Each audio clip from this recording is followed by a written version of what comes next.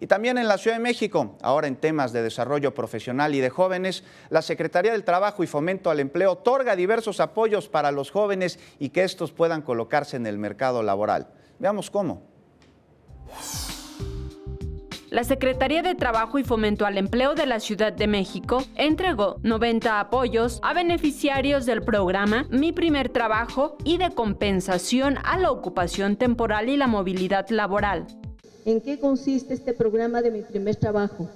En hacer la práctica laboral en un centro de trabajo, se convierten en becarios de la Secretaría del Trabajo, nosotros les damos una beca, les damos el seguro contra accidentes, pero sobre todo lo que queremos y hemos pactado con las empresas es que terminen con un contrato.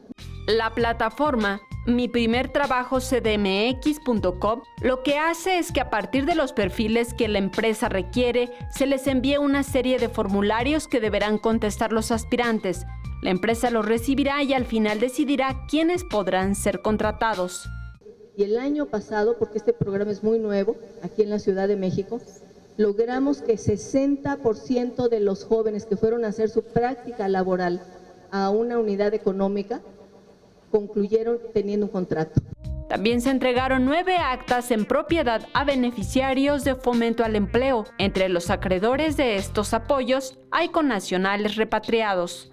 Con imágenes de Manuel Hernández, Saray Mariscal, 21 Noticias.